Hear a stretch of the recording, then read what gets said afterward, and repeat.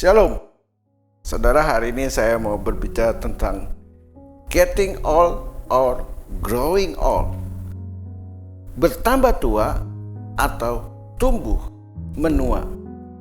Wahyu 2 ayat 4 berkata, "Namun demikian, aku mencela engkau karena engkau telah meninggalkan kasihmu yang semula." Getting old, bertambah tua, adalah proses waktu yang dijalani dalam kehidupan seseorang. Bisa membuat masalah dalam hati, merasa lelah, bosan, dan jenuh, hambar, dan dingin. Atau sebaliknya, bisa menjadi dominan, selalu ingin mengatur karena merasa lebih senior, sok tahu, sok lebih rohani, selalu ingin menggurui dan meremehkan orang lain, dan mudah tersinggung. Sikap seperti ini sangat menyebalkan dan merusak hubungan dengan orang lain.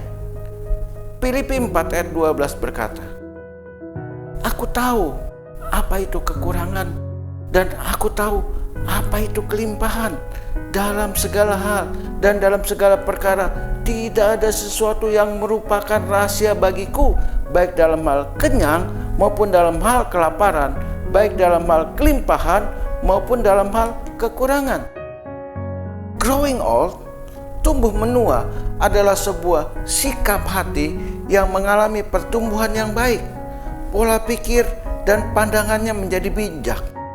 Tidak mudah kesal dan gugup atau nervous. Tidak mudah gelisah karena terombang-ambing antara harga diri dan gengsi. Bisa menerima keadaan dengan bersyukur. Wahyu 2 ayat 5 berkata, "Sebab itu, ingatlah betapa dalamnya engkau telah jatuh. Bertobatlah dan lakukan lagi apa yang semula engkau lakukan.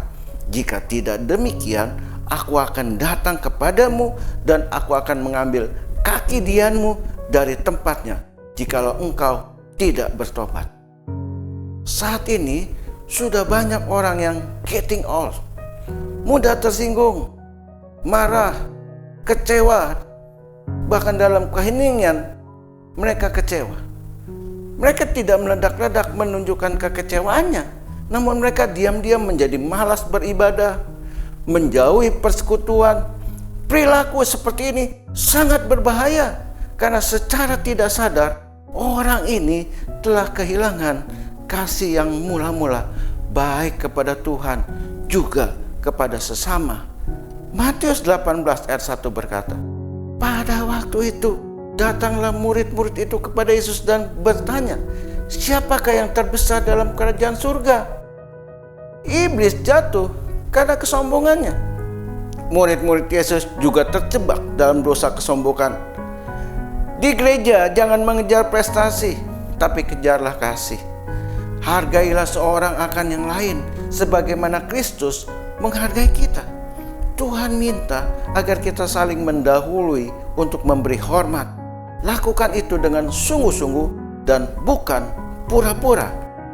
Matius 18 ayat 2 dan 3 berkata, "Maka Yesus memanggil seorang anak kecil dan menempatkannya di tengah-tengah mereka lalu berkata, 'Aku berkata kepadamu, sesungguhnya jika kamu tidak bertobat dan menjadi seperti anak kecil ini, kamu tidak akan masuk ke dalam kerajaan surga.'" Dalam komunitas kita bisa saja keliru paham, lalu marah dan tersinggung. Kata Yesus, belajar dari anak kecil. Anak kecil kalau ngambek nggak lama-lama. Jangan getting old, tapi growing old. Kelola hati dan perasaan kita dengan baik dan benar. Jadilah bijak. Matius 18 ayat 4 dan 5 berkata, "Sedangkan barang siapa merendahkan diri dan menjadi seperti anak kecil ini, dialah yang terbesar dalam kerajaan surga. Dan barang siapa menyambut seorang anak seperti ini dalam namaku, ia menyambut aku." Jalani hidup dengan santai dan rileks. Jangan terlampau tegang dalam komunitas. Tersenyum dan tertawalah. Selingi dengan joke dan candaan sehingga suasana menjadi nyaman.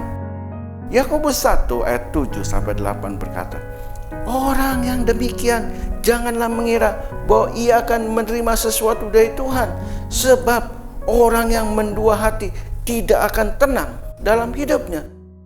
Orang yang hidup dalam kasih Kristus tidak pernah mendua hati. Mereka hidup tidak memakai topeng, tidak berpura-pura. Semakin lama semakin cinta Tuhan. Ibadahnya bukan karena mencari kemuliaan, kehormatan dan pujian dari manusia, namun karena sungguh-sungguh mengasihi Tuhan.